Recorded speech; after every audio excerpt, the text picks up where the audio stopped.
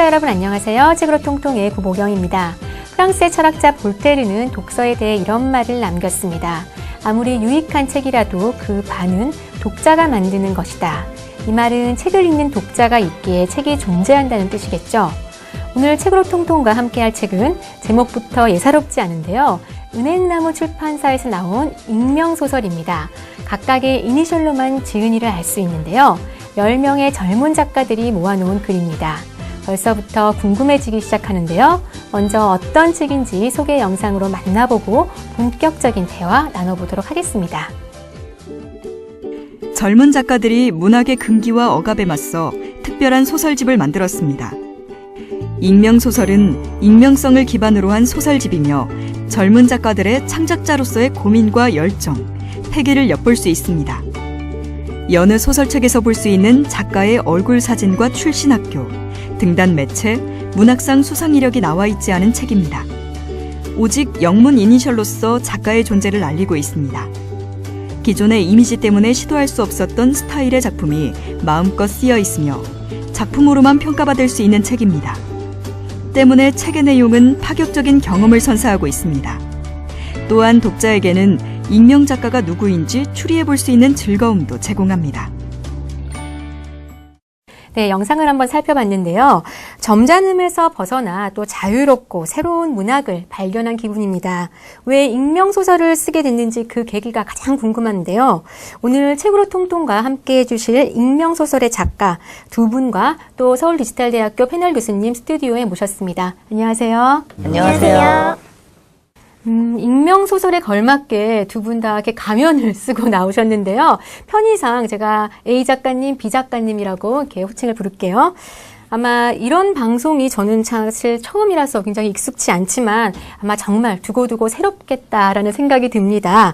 두 분 작가님 책이 출간되시고 또 아마 다양한 여러 가지 뭐 평을 들으셨고 또 여기저기 또 이렇게 또 사람들 만나시느라 바쁘실 텐데 먼저 우리 시청자분들께 그래도 익명소설에 대해서 간단히 한번 소개해 주세요.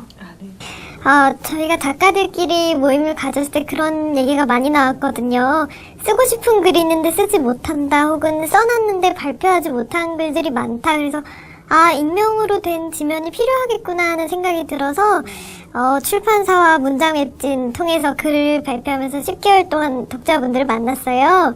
그 책이 이제 묶여 나온 게 익명소설입니다. 네. 또 이렇게 책을 읽어보니 사실 저도 이제 책을 열심히 읽어봤는데 신기한 소재 또 이렇게 생각지도 못했던 이러한 소재들을 접했어요. 사실은 어떤 면에서는 충격적이기도 했었고 또 재미있는 글들이 많았는데 아마 소설가 입장에서 이 글은 아마 보면서도 이 글은 정말 작가가 마음껏 아니면 정말 자유로운 영혼으로 정신줄 놓고 자유롭게 쓴 글이다라고 느끼는 작품들이 또 있으실 것 같아요. 이 소설 중에서 어떤 것들이 있는지 한번 우리 A 작가님부터 한번. 네, 저는 정신줄을 놓고 쓰는 글은 아무래도 18인의 노인들이 아닐까. 네. 제목을 이렇게 발음해도 되는지 모르겠는데.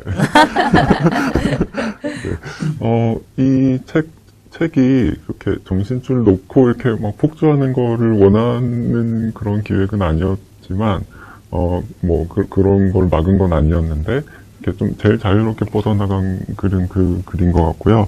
전 그 앞에 있는 거기에 그렇게 그들은 같은 단편도 저는 제가 보기엔 그렇다고 생각을 하는데, 이렇게 막 정신줄을 놓았다기보다는 잘 통제된 어떤 폭발력 그런 걸 갖춘 글이라고 생각합니다. 저도 이제 18인의 노인들이 제일 먼저 떠올랐던 게 그러니까 이 내용을 조금만 말씀드리자면 노벨 문학상을 선정하는 18명의 심사위원이 사실은 외계인 토끼들이다 이런 굉장히 경쾌한 내용이거든요. 근데 경쾌하면서도 어떤 권위적인 그 부분을 되게 날카롭게 만든 소설이에요. 그래서 그 부분이 아마 이름을 걸고라면 절대 쓰지 못했을 소설이라는 생각이 들고요. 물고기 자리나 달밤의 고백 같은 경우도 굉장히 멀리 뻗어나간 작품이라서 이게 본인 이름으로는 아마 쓰기 어려웠을 거다. 이 부분이 좀 자유롭다 하는 소설이에요. 우리 소설가이신 이명란 교수님께서도 또 책을 보시면서 이 중에 이건 정말 자유롭다, 정신줄 놨다. 어떤 책이 다 있어요? 지금 작가들이 다 똑같이 꼽은 것 같아요. 저도 역시 이제 18인의 노인이었거든요. 그래서 아마 문학하는 사람들 입장에서 보면은 사실 익명이 아니면 정말 쓸 수 없었던 소설이 이 18인의 노인이었을 것 같아요. 그래서 제가 잠깐 이제 소개를 조금, 네. 이 18인의 내용을 보면은 해마다, 우리 이제 해마다 노벨 문학상이 이제 발표가 되려고 하면 늘 그 시인의 집에 막 기자들이 다 가서 막 있고, 그리고 언젠가부터 이제 나라의 분위기가 그러니까 그 시인도 이젠 좀 내가 노벨 문학상을 받지 않을까. 근데 해마다 이제 노벨 문학상을 못 받은 거예요. 그러면 그 즉시 바로 집 앞에 몰려들어 있던 기자들도 다 철수해버립니다. 그런데 어느 날 편지가 와요. 어떤 편지가 오냐면 독자들이 보낸 편지인데, 어떤 편지냐면 이제 문학을 부흥시키기 위해서 우리가 모였다. 그러려면 위대한 당신이 노벨 문학상을 받아야 합니다. 이렇게 얘기를 해요. 그런데 이 스웨덴의 한림원에서 18인의 이 사람들이 사실은 여러 나라의 그 후보로 거론된 작가의 작품을 연구 분석은 하지 않고 그냥 항아리 속에 든 그 이름을 이렇게 써놓은 거예요. 항아리에 쪽지를. 그리고 제비뽑기를 한다는 거예요. 그러니까 처음에 이걸 들은 이 대시인이 너무 화가 나요. 그러면서 나도 뜻을 같이 하겠다. 그러면서 이제 갑니다. 둘이 같이 이제 독자들의 이 비밀 결사 클럽 남자와 이 위대한 시인이 가는데, 막상 가봤더니 그들이 정말 전 세계의 문학을 좌지우지하는 이 18인의 노인들이 사실은 토끼들이었어요. 그래서 사실 이런 설정 자체가 어떤 이런 문학상이라든가 또 여러 가지 사실은 작가들이 익명이 아니면 건드릴 수 없는 그런 부분에 대해서 아주 재미있고 그리고 또 상징적으로 잘 표현한 그런 소설이었던 것 같아요. 네, 또 교수님 아마 또 책을 읽으시면서 아마 그래도 또 저자를 만나면 꼭 물어보고 싶은 질문들 아니면 궁금점 아니면 또 너무 뭐 많아요. 칭찬이라든지 아니면 여러 가지 이야기들이 많이 나오셨을 것 같아요. 근데 네. 이 자리에 그래도 또 이렇게 작가분들이 나오셨는데 제가 어떤 분이 네. 어떤 걸 썼는지 모르겠지만 그래도 네. 궁금하신 점들이 있으실 것 같아요. 네. 한번 질문 좀 저는 해주세요. 이 익명 소설을 읽고 역시 우리 젊은 작가들 다르구나라고 일단 기획 자체가 너무 신선했고, 근데 읽으면서 너무 궁금한 거예요. 그래서 오셨으니까 A 작가, B 작가님에게 좀 여쭤보고 싶은 게, 솔직히 얘기했을 때, 정말 이거 솔직히 얘기해 주셔야 돼요. 정말 모르세요? 누가 어떤 작품을 썼는지 정말 작가님들도 모르세요? 기획한 작가들은 저희가 기획을 했잖아요. 이제 비밀리에 메일로 접선을 했기 때문에 저희는 알고 있지만 이제 나머지 8분들은 모르세요. 네. 그 기획도 작가들이 먼저 한 거고 연락도 작가들이 먼저 했던 기획이에요. 그래서 조금 독특한 기획이 나온 것 같은데, 그래서 다른 작가들끼리 매우 지금 궁금해하고 있어요. 그리고 또 궁금한 거는 뭐냐면, 이런 거 한다고 이제 작가들한테 야 우리 익명소설 써보자 이렇게 연락을 했을 때 대부분 작가들이 뭐 다 하진 않았을 것 같아요. 어떤 작가는 하겠다고 그러고 어떤 작가는 안 한다고 했을 텐데 반응들이 어땠나요? 좀 조심스러워하는 작가분들도 아무래도 있고요. 그러니까 그냥 완곡하게 거절하신 분도 있는 반면에 그냥 이야기를 듣자마자 재밌겠다고 참여하신 분들도 있고, 좀 나뉘는 것 같긴 한데 그럴까요? 그래도 뭔가 이런 익명지면이라는 게 있었으면 하는 생각을 갖고 계신 분이 꽤 있었던 것 같아요. 그래서 그분들한테 이야기를 했을 때는 그러니까 되게 흔쾌히 되게 재밌겠다고 하면서 참여를 하셨는데, 사실 그게 어떤 면에서 조금 희생이기도 하거든요. 그렇죠. 그러니까 누가 들어도 아는 정도의 작가가 아닌 다음에는 그 어떤 글 발표하고 하는 게 자기 이름으로 계속 한 계절, 두 계절 그렇죠. 만에 하나씩 발표해서 축적을 해야 되는데, 그걸 사실 그 한 번을 위해서. 익명으로 가는 거니까 이거는 좀 어떤 면에서는 좀 불이익이 있을 수도 있는 거여서 그렇죠. 그래서 조심스럽게 여쭤봤었는데, 굉장히 재밌겠다고 하면서 그 어떤 이 기획 자체 때문에 그런 거를 다 그런 나머지 거를 막 생각하지 않으시고 그냥 참여해 주신 분들이 되게 많았어요. 그럼 우리 하얀 가면을 쓰신 우리 B 작가님한테 여쭤보고 싶은 게 우리 A 작가님 말씀처럼 이제 작가가 소설가가 소설을 발표할 때는 이제 문학 잡지에 이제 발표를 합니다. 자기 이름을 내걸고 발표를 하는 거죠. 그러면 이제 또 사실 또 연말쯤이 되면 또 무슨 문학상을 또 후보도 되고 상도 받을 수도 있단 말이에요. 근데 이렇게 익명소설 이름을 내걸지 않고 소설을 쓴다. 이제 그랬을 때 우리 A 작가님이 말씀하신 어떠한 불이익도 조금 감내를 해야 되는 그런 결정이었는데 만약에 우리 B 작가님이 여기 익명소설 쓰셨잖아요. 어떤 작품을 쓰셨는지 모르겠지만 만약에 이 작품으로 이상문학상을 준다. 그러면 밝히실 의향이 있으세요? 사실 이거 내 작품이야 라고 이제 이름을 또 내걸어야 된다고 그렇게 하면 어떻게 하실 거예요? 저희가 계약서를 쓸 때 1년 동안은 비밀 유지를 꼭 하기로 되어 있어요. 그리고 1년이 지나면 이제 작가들이 개인적으로 밝히거나 혹은 계속 영원히 비밀로 가지고 가거나를 선택하게 할 수 있겠거든요. 그래서 조금 나뉠 것 같아요. 저 같은 경우는 제가 쓴 작품이 되게 재밌었기 때문에 아마 1년이 지나면 되게 개인 단편집에도 밝히고 수록할 것 같아요. 그래서 근데 작가들한테 자율적으로 맡겨진 문제라서 만약에 상 받아도 6개월 더 있다가 계약 기간 끝나면 그러면 말씀드릴 수 있을 것 같아요. 그럼 이번 작품이 이제 기획된 어떤 그런 의도하에 이렇게 익명소설로 내셨는데, 그럼 그 전에는 두 분 작가님께서는 다 활동을 하셨었죠. 그때는 이제 본인의 이름을 걸고 이렇게 활동을 하셨던 거죠? 네. 저는 그게 되게 사실은 궁금했었어요. 이게 원래부터 처음부터 아니면 계속 익명 작가로 활동을 할 건지 아니면 이번엔 어떤 그런 특별한 어떤 의도가 있으셔서 이렇게 했었는지 궁금하셨는데 우리 이명란 교수님께서 또 책을 읽으시면서 분명히 또 가장 또 흥미로웠다, 재밌다는 부분이 있으셨을 것 같아요. 한번 나눠주세요. 저는 사실 이 익명소설 이 책에 들어간 모든 소설이 다 재미있습니다. 그리고 가장 흥미로웠던 것은 이 기획 자체였어요. 그리고 이제 특히나 사실은 이제 여성 작가들에게는 어떤 돌파구가 될 수 있는 시도가 아니었나 이런 생각도 듭니다. 아까 이제 18인의 노인에서는 어떤 금기시되었던 부분들을 건드렸다면 사실 많은 여성들이요, 여성 작가로 살아오면서 예를 들면 성적인 부분이라든가 그런 어떤 여성의 이미지와 좀 동떨어진 그런 어떤 부분이라든가 그래서 사실은 자기 자신을 솔직히 드러내기 힘든 그런 지점들이 있습니다. 그래서 자기도 모르게 여성들은 자기 검열을 하게 돼요. 작가임에도 불구하고. 그런데 이번에 이 익명소설이라는 이 기획을 통해서 어쩌면 많은 여성 작가들이 정말 스스로 자기 검열하면서 건드리지 못했던 자기 안의 상처라든가 그런 정말 여성으로서의 삶이라든가 이런 것도 좀 더 편하게 정말 써낼 수 있지 않았나 그런 생각을 하면서 이 기획 자체가 너무 좋았어요, 저는. 여러 작품 속에도 사실은 또 유난히 기억에 남는 캐릭터가 있을 것 같아요. 작가마다 다르겠지만 캐릭터를 새로 만들 때 또 어떻게 또 어디서 찾아내고 만들어내는지 궁금한데요. 우리 A 작가님부터 한번 말씀해 주세요.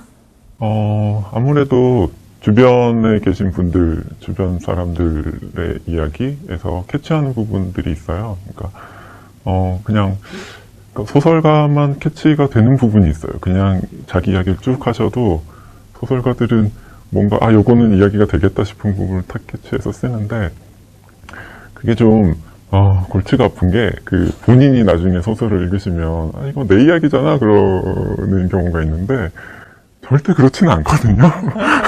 그게, 그렇다고, 본인이 이걸 이야기로 만들 수 있는 것도 아니기도 하고, 어떤 경우에는, 제 이야기를 저랑 친한 어떤 소설가가 제가 제 입으로 한 이야기를 자기 소설에 넣었는데, 제가 그 소설을 읽으면서, 다른 사람들도 이렇게 생각하는구나, 라고 생각할 때도 있어요. 그러니까, 소설가가 그 이야기를 자기 소설에 넣었을 때는 뭔가, 가공이 돼서 그만큼 거리를 두고 있는 건데 항상 주변 분들한테 항상 그 이야기를 들어요. 이건 내 이야기잖아. 그런 소리를 듣다 보면 그렇게 안 되게 하는 그거에 신경을 좀 쓸데없는 신경을 좀 많이 쓰게 되는 것 같아요.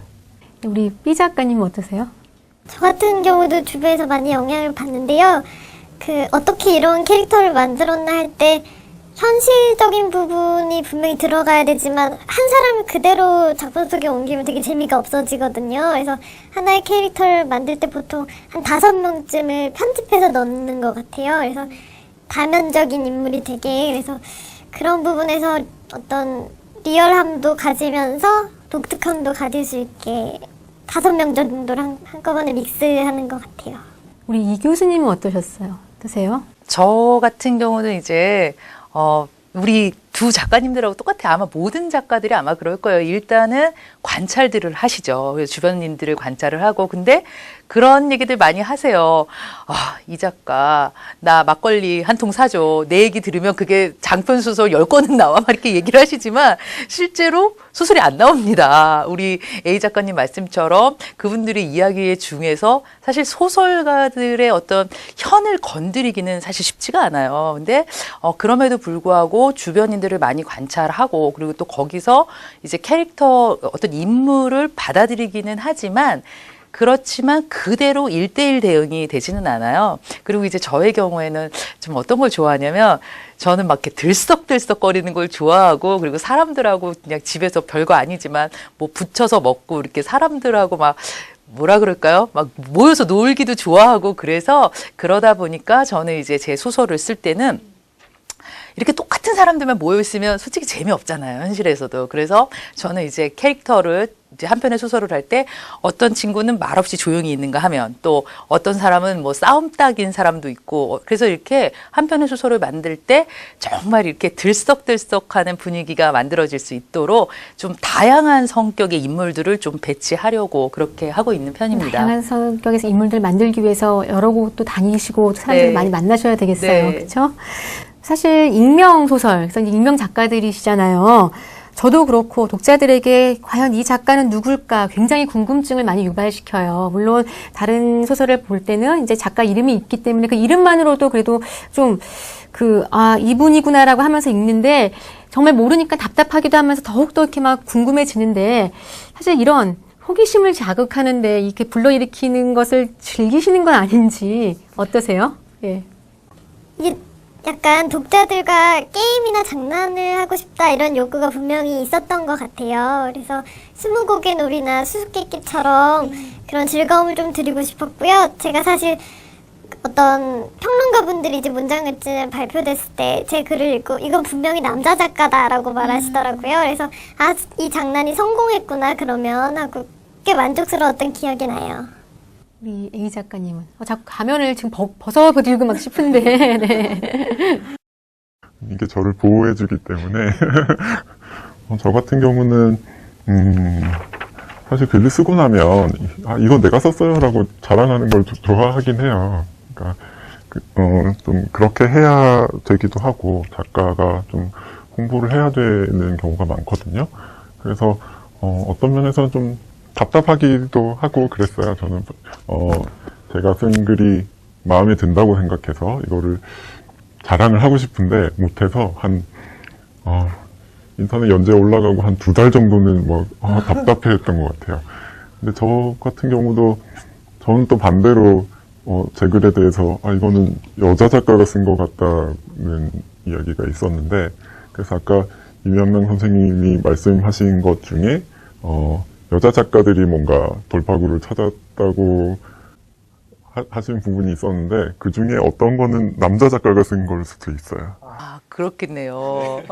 반전이네요, 반전. 근데 저 너무너무 이거 공감하는 게 저도 사실 이제 소설을 쓰잖아요. 그러면 그 소설을 써서 잡지에 발표를 해서 책이 나오기까지는 굉장히 오랜 시간이 걸려요. 근데 저의 경우에도 그때가 제일 행복하거든요. 이제 딱 그 초고에 마침표를 딱 찍었어요. 그러면 그 순간만큼은 혼자 읽으면서 아니 이걸 내가 썼단 말이야? 내가 이렇게 잘 썼단 말이야? 네, 그래서 나 천재 아니야? 근데 그 순간만 자기 만족을 막 해요. 그럴 때도 이제 막 친구들한테도 전화하고 막 괜히 앞에 누가 있으면 심지어 읽어주기도 해요. 그럼 얼마나 듣는 사람은 지겹겠어요. 근데 그 순간이 제일 행복하거든요. 그래서 정말 그 자랑하고 싶을 때 사실 그 시기가 많지도 않은데 A 작가님 정말 공감합니다. 네, 해외 그 유명 베스트셀러 작가 중에서 스티브 킹을 보면 리처드 버크먼이란 필명으로도 작품 활동을 하는데요. 사실 작가들은 또 이렇게 예술가들, 많은 예술가들이 이렇게 필명도 많이 사용하잖아요.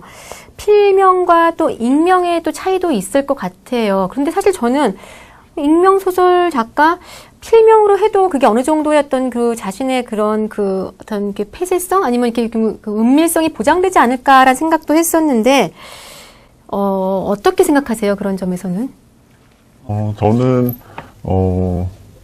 제가 처음에 이걸 하자고 처음 발을 꺼낸 사람이 저일 것 같은데 저는 익명으로 야한 소설을 써보고 싶다는 말을 어디에 남겼더니 반응이 되게 뜨거워서 이거는 해야 되나? 하고 생각을 했는데 그러고 나서 한 30분 뒤에 생각을 해보니까 내가 익명으로 쓴다고 해놓고 나 혼자 익명으로 발표하면 저 혼자 알잖아요. 그래서 이거 내가 혼자 쓰면 되는 게 아니라 이런 지면이 있어야겠다는 생각을 했어요. 그러니까 이 기획이 이렇게 책으로 나오기까지 하면서 되게 보람이 있다는 생각이 드는 것 중에 하나가 나 혼자 뭐 필명이나 가명으로 익명으로 한 게 아니라 이런 지면이 만들어졌다는 게 좋거든요.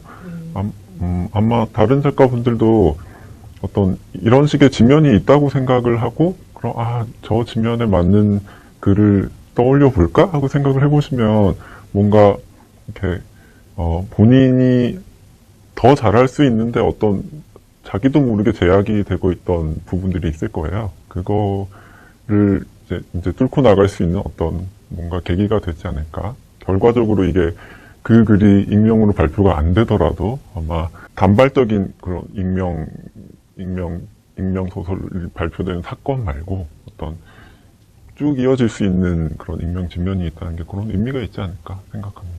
듣고 보니 정말 그러네요. 정말 익명 소설만 발표할 수 있는 지면이 아예 딱 있어버리면 정말 많은 작가들이 그냥 썼다가 이건 맞아. 익명으로 내가 여기 발표하면 되지. 그러면 정말 우리 문학이 정말 넓어질 것 같네요. 너무 칭찬해드리고 싶어요.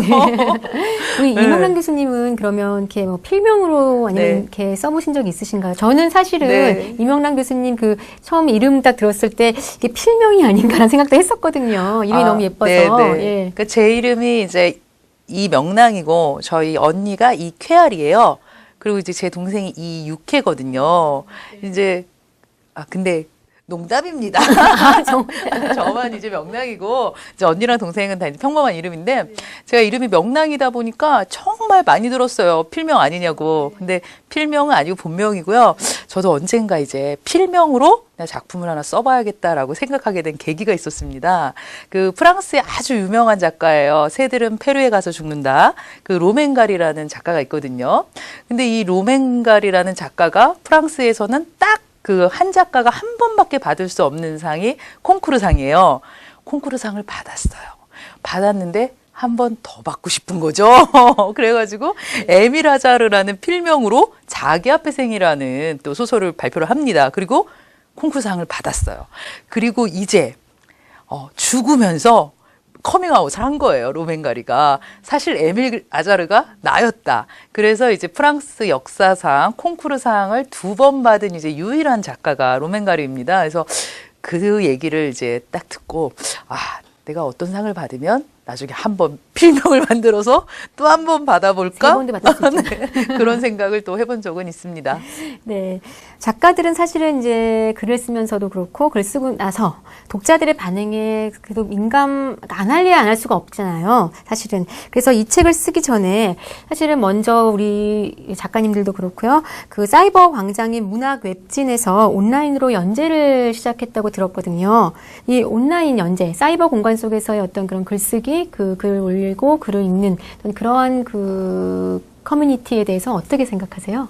책이 나오기 전부터 그 공간에 있었기 때문에 이제 기자분들 같은 경우는 한참 전에도 막 기사를 내시기도 했고 평론가들도 꼬박꼬박 챙겨 읽고 그랬거든요. 그래서 일반 독자분들도 물론 많이 봐주셨고 그래서 책 전에 어떤 이런 움직임을 만들어내는 데는 온라인 공간이 꽤 역할을 많이 하지 않나 생각해요. 단점이라면 또 있지 않을까요? 어떤 점이 있을까요? 사람들이 생각하시는 것처럼 신선하지는 않아요. 사실 인터넷이 인터넷은 안 신선하잖아요, 지금은. 그래서 처음에 연재 소설로 이렇게 주목을 받았던 글들이 있고 그런 거를 다들 아실 텐데, 그 뒤에 인터넷 지면들이 막 많이 생기면서 이게, 글쎄요, 생각했던 것만큼 어떤 막 폭발적인 반응이나 그런 거를 그냥 자동으로 이끌어낼 수 있는 건 아니고, 그것도 뭐 어떤, 뭐 확보하고 있는 독자층이 있다거나 뭐 그렇게 어떤 다른 조건들이 있어야 사실 좋은 지면이긴 한데 그래서 그게 단점이라기보다는 사실 생각보다는 좀 덜한 면이라고 할 수 있을 것 같은데, 저는 그래도 장점은 있다고 생각을 하는 게, 한국 문학이 이렇게 신진대사 주기라고 해야 되나? 그게 기본적으로 계절 단위로 돌아가요. 그래서 우리가 보통 한국 사람들이 생각하는 것보다 훨씬 천천히 움직이거든요. 그래서 한 번 반응을 받는데 정말 2계절이 지나가야 내가 쓴 글에 대한 반응이 오고 그러니까.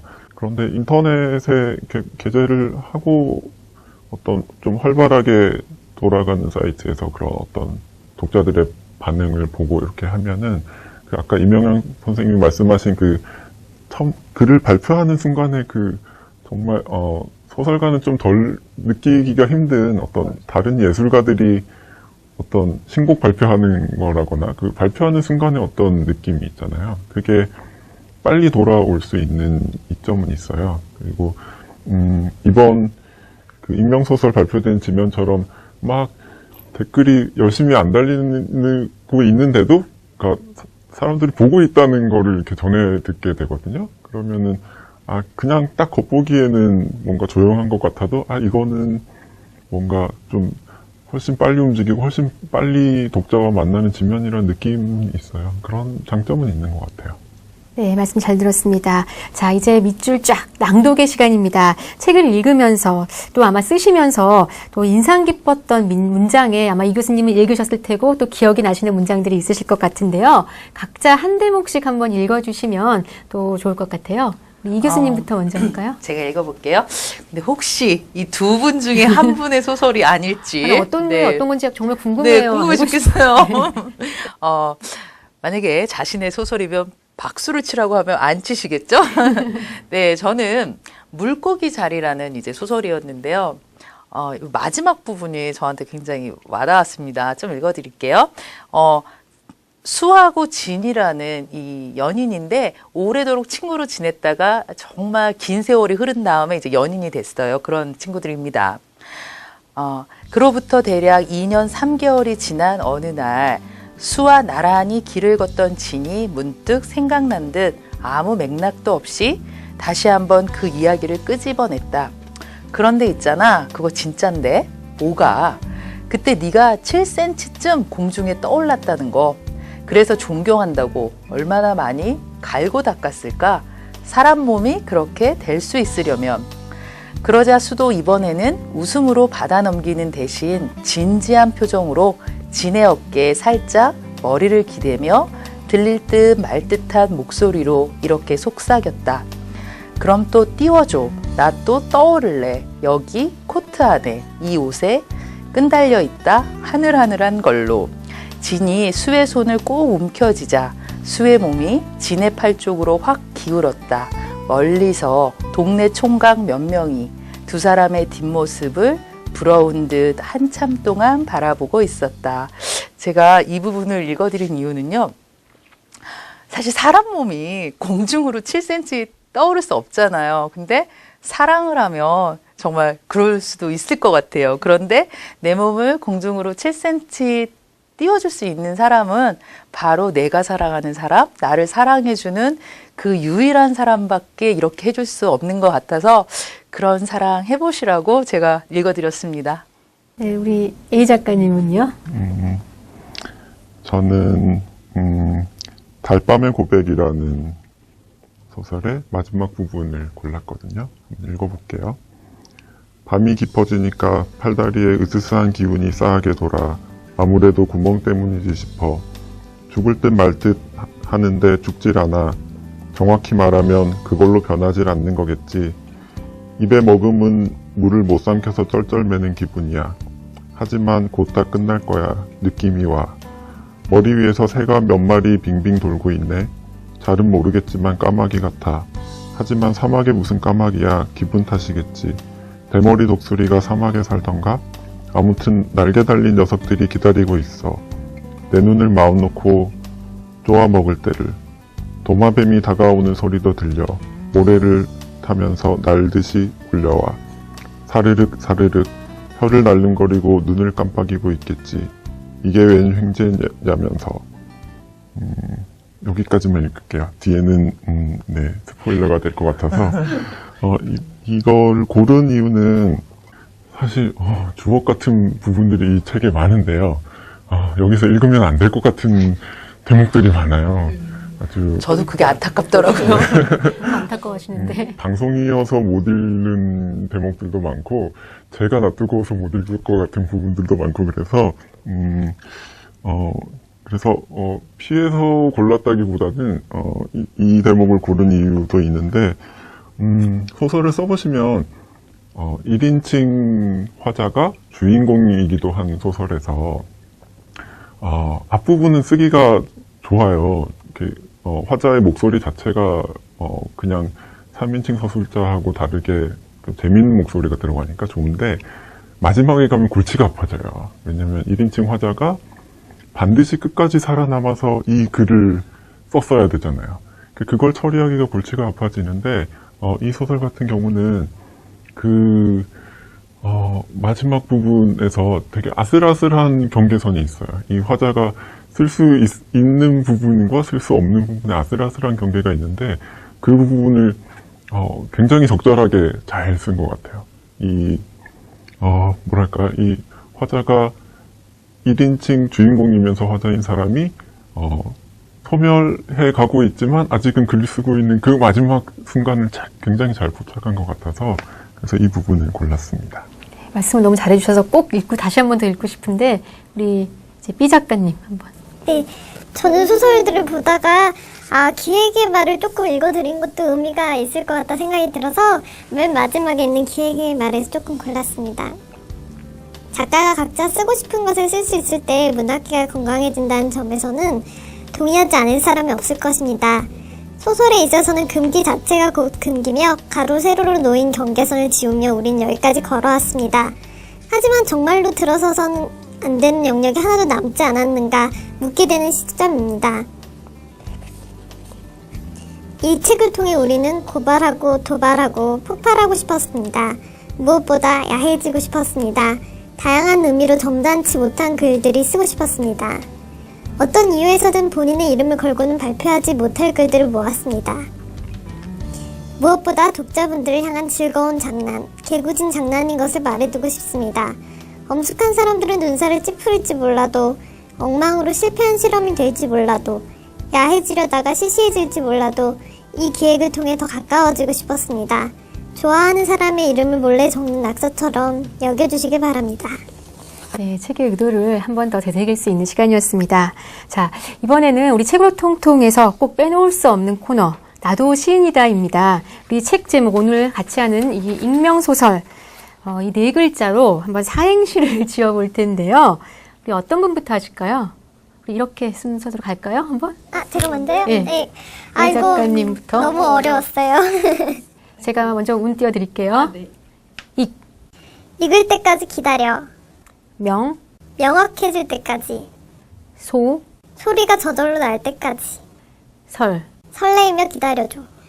작가님이시니까 역시 또 한 편의 시가 됐는데요.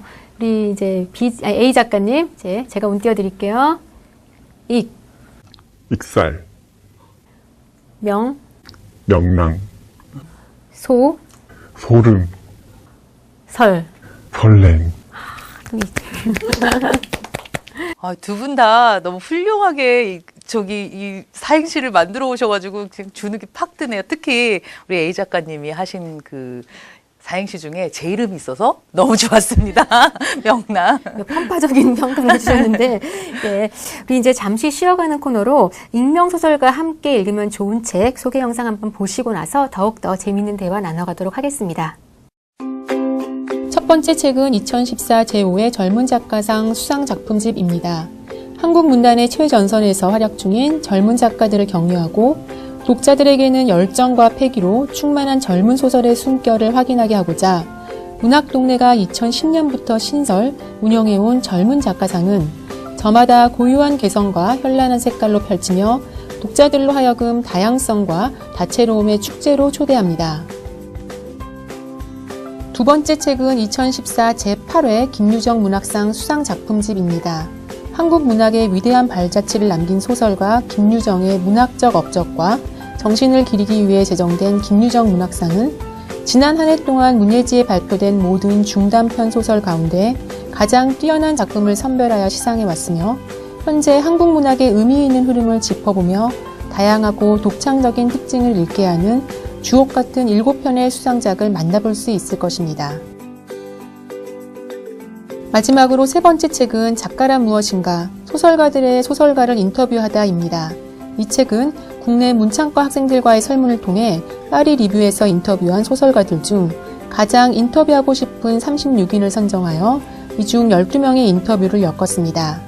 국내에서도 유명한 무라카미 하루키, 밀란 쿤테라, 어니스트 헤밍웨이 등 대가의 반열에 오른 이들이 언제, 어떻게 글을 쓰고 또 어떤 이유로 작품에 성공하고 실패하는지 등 한 인간이자 작가로서 그들의 생각이 담겨 있습니다. 네, 정말 익명소설과 같이 읽으면 재미있는 책일 것 같은데요. 우리 교수님께서는 어떤 책을 읽고 싶으신지 한번 소개해 주세요. 저는 이번에 이제 익명소설을 읽다 보니까 여러 작가들의 다양한 목소리를 들을 수 있잖아요. 그래서 그냥 같이 이번에 제8회 김유정 문학상 수상작품집이 나왔습니다. 이번에 이제 수상작은 이장욱 소설가의 우리 모두의 정기보라는 작품이지만요. 이 김유정 문학상 이 수상 작품집을 보면 정말 다양한 작가들의 작품이 실려 있어요. 그리고 또 굉장히 주제나 소재가 다양합니다. 그래서 같이 읽어보시면 익명 소설과 또 비교도 하면서 이름을 걸고 쓰는 소설과 차이도 좀 알 수 있을 것 같고 다양하게 좀 작품 세계들을 훑어보실 수 있지 않나 추천을 해드립니다. 우리 작가님들께서는 다 세 분 다 사실은 작가신데 사실 제가 알기로도 이렇게 책을 또 많이 읽으실 것 같아요. 쓰시는 만큼. 다들 또 이렇게 다들 개인만의 나만의 독서법이라도 있으신지 아니면 또 어떤 책을 또 아니면 독서를 언제 어떻게 하시는지 한번 궁금해요. 한번 같이 나눠주세요. 우리 A 작가님부터.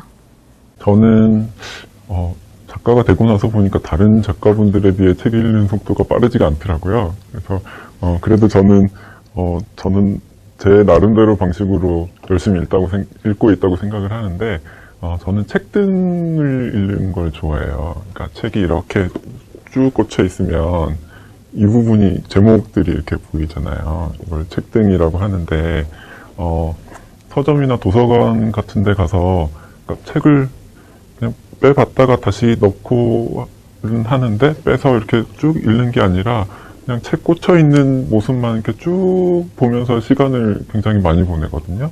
그러다가 마음에 드는 책을 골라서 보면 그 책은 저한테 되게 잘 맞는 책일 경우가 굉장히 많아요. 그래서 저는 그 책을 실제로 읽는 단계까지 안 갔더라도 저 책에 뭐가 들어있을까, 이 책장을 만든 사람은, 여기 책을 꽂은 사람은 어떤 생각으로 저걸 저렇게 배치했을까, 그걸 보고 있는 게 굉장히 중요한 독서라고 생각을 해요.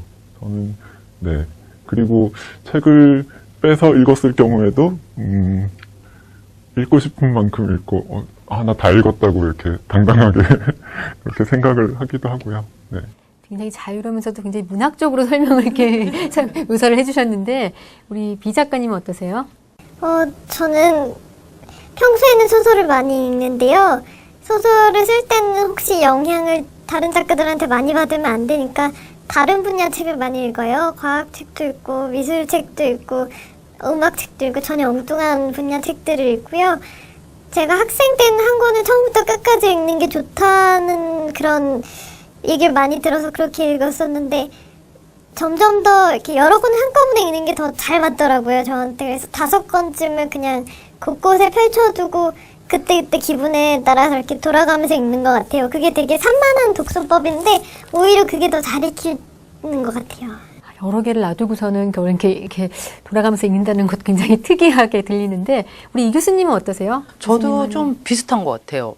그러니까 사실은 하루 종일 이렇게 뭐 책을 읽거나 하루 종일 집필을 할 수 있는 시간은 거의 없습니다. 그래서 뭐 오전 시간에는 집에 있다가 뭐 오후 시간에는 또 학교에 있다가 또 저녁에는 뭐 홍대 앞에 카페를 간다든가 그리고 하도 많이 돌아다녀야 되니까 그래서 자주 가는 곳들마다 이렇게 책을 읽어야 될 책을 집에는 몇 권, 학교에는 몇 권, 또 제가 그 노트북 들고 가서 작업하는 카페들이 있거든요. 거기에도 또 이렇게 꽂아놔요. 그래서 이렇게 가는 곳마다 책을 읽는데 정말 의외로 그게 또 다 입력이 됩니다. 그래서 그렇게 하고 있고요. 그 다음에 이제 한 권의 책을 읽을 때는 저는 숙제라고 생각하면은 어떤 독서도 있어요. 그래서 읽고 싶은 책을 먼저 읽어요. 항상 읽고 싶은 책들. 그게 제일 중요한 것 같아요. 네, 다시 책으로 돌아와 보면요, 정말 자유롭게 써서 그런지 이제 이 책에 앞서서도 말씀해 주셨지만 소재라든지 내용이 너무너무 다양한데요. 도발적이고 또 야한 건 기본인 것 같고요. 작가들은 사실은 글을 쓸 때 대부분 어떻게 처음에 시작하는지 굉장히 제가 너무 기본적인 질문일 수도 있지만 사실 궁금해요. 뭐 영화나 드라마를 보면 작가들이 막 이렇게 있다 갑자기 뭐 영감이 확 떠올라서 갑자기 막 글을 쓰는 그런 장면도 가끔씩 봤는데 정말 그러신가요? 다른 일 막 하시다가 그러면서 갑자기 확 뭐 필 받아가지고 막 쓰시고 그러신가요? 그런 경우가 있는데, 그렇게 하려면, 뭐, 무역으로 비유하자면, 기본 초식을 평소에 굉장히 열심히 한 사람은 그런 경우를 잘 만나는 것 같아요. 기본 초식이 잘 돼 있는 사람은 갑자기 어떤 상황이 닥쳤을 때도 정확하게 반응할 수 있는 것처럼, 그 어떤 영감에 의존하는 게 아니라, 연습이 잘 돼 있을수록 그걸 잘 잡는데, 그래서 저는 그것 때문에 연습이 중요하다고 생각을 하는데, 그러니까 이 앞에 지금도 소설가가 3명인데 이 앞에 어떤 영감이 지나갔는데 나는 못 잡았는데 다른 소설가는 그걸 잡았다고 하면 좀 억울할 것 같아요. 그래서 그렇게 안 되려면은 계속 연습을 해야 되겠구나라고 생각을 해요. 그래서 어떻게 보면 좀 서로 모순적인 것 같은데 어떤 영감을 잘 잡기 위해서 연습을 해야 된다는 게 반대인 것처럼 보이기도 하는데 저는 그게 통하는 것 같아요. 저한테는. 우리 비 작가님. 저 같은 경우는 생각보다 소설가가 책상에 오래 앉아서 일하는 직업이 아닌 것 같아요. 돌아다니고 사람들 만나고 뭐 조사하러 다니고 이런 일이 많은데 그럴 때마다 요즘 핸드폰 메모 기능이 아주 좋잖아요. 그래서 그럴 때 한 수십 개의 메모를 남겨놨는데 그 수십 개의 메모가 어느 날 굉장히 정밀한 기계처럼 탁 맞물릴 때가 있어요. 그런 순간이 아주 자주 있는 건 아닌데 이게 맞물리게 되면 거기서 느끼는 즐거움이 어떤 술이나 과자나 뭐 맛있는 음식이나 어떤 쾌감보다도 되게 큰 것 같아요. 그래서 다른 소설가들도 아마 그런 즐거움 때문에 쓰는 게 아닐까 하는 생각을 해봤어요. 네, 역시 신세대 작가다운 어떤 그런 그 독서법 또 아니면 글쓰기 영감의 글 쓰는 법, 이렇게 나눠주셨는데요. 우리 이 교수님께서도 이런 질문 많이 받으셨을 것 같아요. 그래서 시청자들을 위해 한 번 더 말씀해 주세요.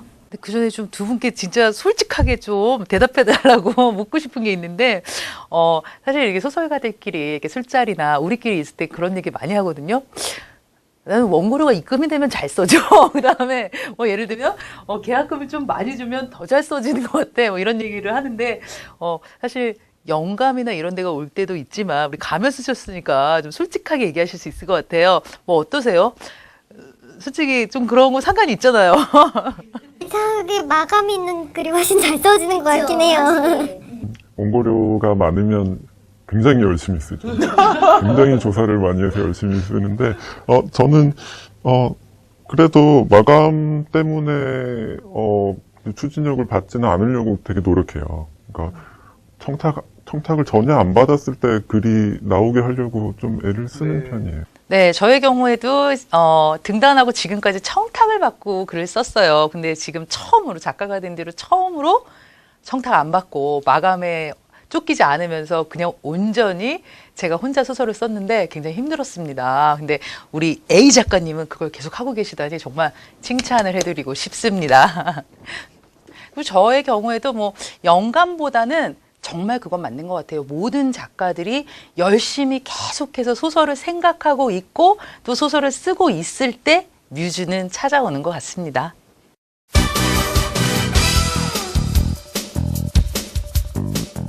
네. 자, 이번 시간은 찬반 토론 시간입니다. 새로운 경향의 글을 쓰기 위해서 작가의 브랜드화가 안 좋은 역할을 하고 있다는 걸 알 수 있는데요. 작가의 브랜드화도 사실은 나름 장단점이 있다고 생각됩니다. 작가의 브랜드화에 찬성하시는지 반대하시는지 카드를 들어주세요. 하나, 둘, 셋.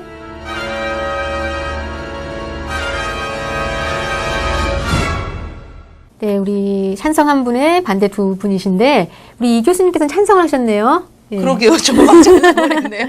왜 찬성이신지 한번 이유 좀 말씀해 주세요. 네, 사실 저는 저희 문학이 세계적으로 뻗어나가기를 원합니다. 그래서 사실은 정말 이름만 딱 대면 무슨 상표처럼 그래서 그런 큰 작가들이 많이 나와서 우리 한국 문학을 전 세계에 널리 알렸으면 좋겠어요. 그래서 정말 브랜드화가 됐다고 우리 하는 그런 대형 작가들이 좀 계속 많이 나와 주시고 그래서 우리 후배들도 힘을 좀 받고 그랬으면 좋겠습니다. 그래서 찬성을 했습니다. 또 문학의 세계화의 측면에서 보면은 또 찬성, 우리 A 작가님은 반대. 제가 반대하는 이유는 일단 작가라는 종족이 브랜드화하기에 좋은 짐승들이 아니에요. 그래서 굉장히 힘들고요. 제가 느끼기에는 출판 생태계라고 해야 되나? 그 전체 종사하시는 분들 전체를 놓고 봤을 때 아마 제일 뭔가 안정적으로 마케팅 홍보에 활용되기 힘든 직업이 작가가 아닌가? 제 생각은 그렇거든요. 그리고 아무래도 저희가 이 익명소설이라는 책을 가지고 나와 있기 때문이기도 하고, 그러니까, 이명렬 선생님 말씀에 동의하는 부분이 분명히 있는데, 근데 전체 작가가 그걸 하기에는 좀 버거운 부분이 있는 것 같아요. 그렇죠. 제가 느끼기에는. 우리 B 작가님은요? 저도 그런 생각을 자주 하는데요. 할 수 있는 사람이 하는 건 굉장히 보기 좋고 계속 그렇게 해줬으면 좋겠어요. 이렇게 매력이 있고 외모도 보기 좋고 언변도 좋아서 사람들 앞에 섰을 때 되게 사랑받는 작가들이 종종 있거든요. 그런데 전체적으로 다 그걸 하게 되는 분위기가 되면 나머지 90%의 내성적이고 글은 잘 쓰지만 말은 못하고 나서면 덜덜덜 떨고 하는 작가들이 자칫 잘못하다가는 도태될 수도 있거든요. 그래서 이런 움직임이 잘하는 사람들만 하면 좋은데 자칫 하다간 양극화 현상같이 돼버릴까봐 우려되는 부분이 있어요. 그래서 저의 친한 친구들이자 소심하고 늘 이렇게 여린 이 사람들을 좀 지켜주고 싶어서 한 기획이기도 하거든요. 익명소설에는 그런 부분에 앞에 나서지 않아도 되니까 내가 지켜줄 수 있으니까 하고 시작한 기획이기도 해서 조금 다양한 경로를 통해서 만날 수 있으면 좋겠어요. 너무 한 가지만으로 작가의 브랜드화가 되면 독자들도 조금 더 다른 방법으로 작가들을 만나고 싶어질 것 같아요. 네, 찬반 토론이었지만 또 같이 함께 또 의미 있는 또 얘기를 같이 고민해봤던, 짧게나마 고민해봤던 시간이었습니다. 찬반 토론 잘 들어봤는데요. 이 방송을 보신 여러분들 가운데 짧은 시청 소감을 아래 보이는 자막 메일로 보내주시면 5분을 선정해서 익명소설 한 권씩 보내드리겠습니다. 시청자 여러분의 많은 참여 부탁드립니다. 자, 이제 익명소설을 정리하는 개념으로 한번 한 줄 평 들어보도록 하겠습니다. 제가 해도 될까요? 네, 익명소설은 자유다. 네, 익명소설은 왜 자유인지 다들 아시겠죠? 네, 간단하지만 굉장히 핵심적인 이야기를 해주셨는데요. 그럼 마지막으로 익명소설을 추천한다면 누구에게 또 하고 싶으신가요? 이 책이 되게 친한 사람들끼리 몰래 하는 윙크 같은 책이에요. 그렇기 때문에 평소에 좋아하는 한국 작가가 있으셨던 분은 그 작가가 어느 작가일지 맞춰보느라 한번 읽어보셔도 좋을 것 같고요. 아니면 한국 작가들과 친해지고 싶었는데 아직 조금 서먹서먹하다 하는 분들도 이 책을 통해서 충분히 친밀감을 느끼실 수 있을 것 같습니다. 저는 이런 분들, 나는 어떤 책을 읽어도 그게 누가 썼는지 잘 기억은 안 나고 소설 내용만 생각이 난다 하시는 분들, 그러니까 작가 이름부터 먼저 떠오르는 게 아니라 어떤 읽었던 글부터 먼저 기억이 나시는 분들이 많으실 거예요. 저도 좀 그런데 그런 분들이 읽으시면 그런 분들한테 맞춰서 쓴 글이지 않을까 그런 생각을 합니다. 끝으로 익명소설 또 작가 모임이 또 아니면 이런 그 기획이 또 다른 저술 계획이 있으신지 아니면 개인적으로 또 다른 어떤 그런 출판 계획이 있으신지 한번 얘기해 주세요. 이 책이 만약에 잘 되면 이것과 비슷한 발랄한 기획들이 굉장히 많이 준비되어 있거든요. 근데 그 기획들까지 이어지려면 이 책이 정말 많이 사랑받아야 돼요. 그래서 더 사랑해 주셨으면 하는 마음입니다. 네, 발랄한 기획이 많이 준비되어 있다고 하니 저는 열심히 참여를 하고 싶은 생각이고요. 그리고 그냥 소설을 쓰는 걸로 참여하는 게 아니라 어떤 지면을 만들 수 있는 그런 모임이 됐으면 하는 생각이 있어요. 그러니까 다양하고 어떤 전에 없던 새로운 재미있는 무대 그런 걸 많이 만들 수 있었으면 좋겠습니다. 오늘 책으로 통통과 함께한 익명소설 어떠셨나요? 작가들의 자유로운 글들로 독자들에게 신선한 충격을 준 것 같은데요. 앞으로도 이런 좋은 시도들이 많아져서 문학의 발전을 이루었으면 좋겠습니다. 바쁘신 가운데 출연해주신 두 작가님들과 또 좋은 말씀해주신 이명란 교수님께도 감사드립니다. 지금까지 익명소설과 함께했는데요. 시청자분들과 모든 독자들에게 문학적 센세이션이 일어나길 바라면서 이만 마치도록 하겠습니다. 시청해주신 여러분 감사합니다.